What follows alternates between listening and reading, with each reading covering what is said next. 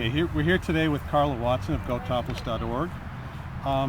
First question, what is GoTopless.org and what is the goal? GoTopless.org was started a couple of years ago by Rail, the leader of the railing movement.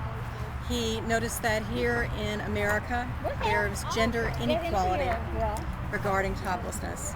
Of course, in Europe they've had top freedom for years, and it's sort of a non-issue. He wanted to start GoTopless.org to promote gender equality in toplessness between men and women. If men are allowed to go topless, there ought to be a constitutional right nationwide for women to enjoy the same freedom, and that's what we're promoting. But the female breast has been sexualized to such a degree that the majority of Americans believe that exposing the nipple is immoral and somehow dangerous to the public. How do you convince people otherwise? By bearing the nipple. Just by doing it? By doing it, yeah. What we found and what studies have borne out in countries that do allow top freedom, that allow nursing mothers to nurse in public without covering up, allow top freedom at beaches and at other public places where men would be allowed to be topless, is that young girls seeing women being confident in their bodies, being non-sexualized, being respected by the opposite sex from a very early age on, because it is a non-issue, they have a much more positive self-image. These are wonderful role models for young girls, for children in general. Little boys grow into young men and adult men who have had an experience over a lifetime of recognizing that nudity does not equal sexuality, and that contrary to popular Western USA opinion, men and boys are capable of discerning that and of controlling any urges they might have, just like women do. But at least in America, it's pretty much indecent exposure, at least on the law books. What do you do to change the law? We work peacefully and respectfully of the laws to push.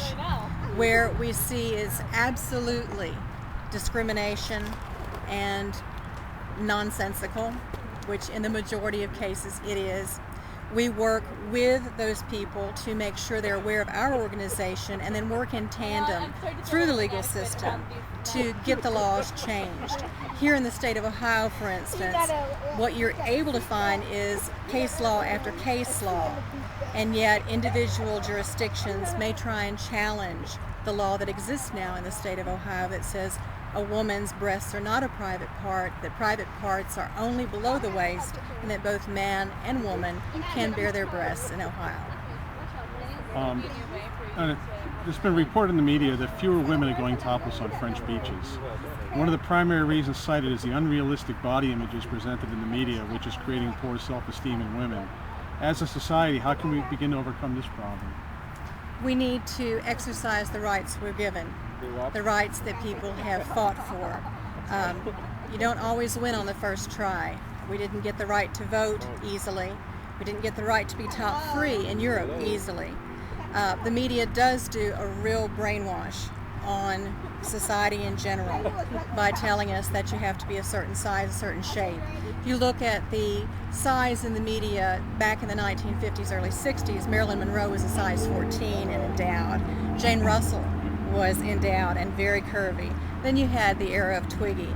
All of this sort of morphs a young girl and an adolescent boy and girl's image to the point where they feel that if they don't attain that artificial perfection, that they have no self-worth.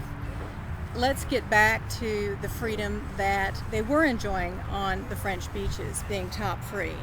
Let's promote it here, and let's promote and recognize that women have really fought long and hard to be able to breastfeed in public without covering up, to be able to enjoy top freedom.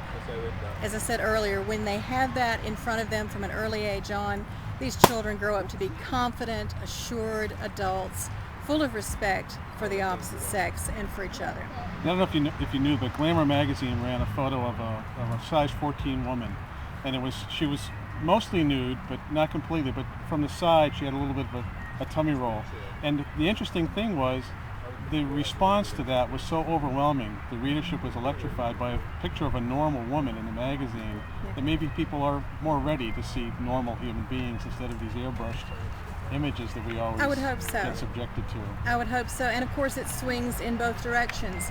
In Fashion Week in London a few years ago, models were told they could not model on the runway if they didn't achieve a certain weight, that they were too skinny.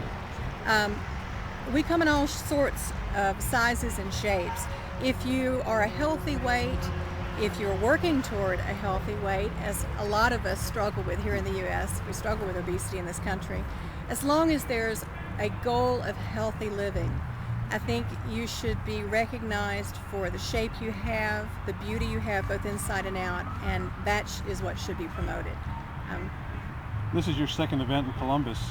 Can you tell us about how things went at ComFest this year in June? ComFest was fantastic. It was our first time here.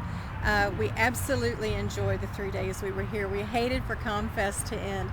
The amount of response we had to not only picking up the information, but people wanting to try Top Freedom for the first time, either with a little bit of body paint or without. The body paint was really a secondary thought.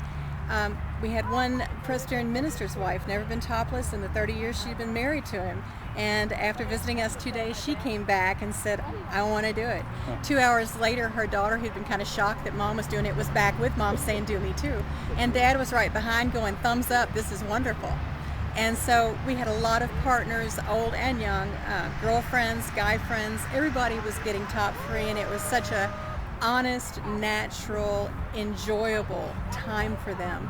There was very little judgment, total acceptance of everybody's body type, and there was one middle-aged couple in particular who you could tell she still looked at him and saw him as age 18. He still looked at her and she was the beauty of their youth.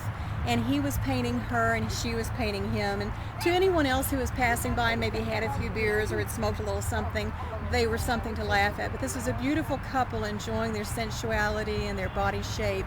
And to each other they were exquisite. And that said it all to us. It was wonderful.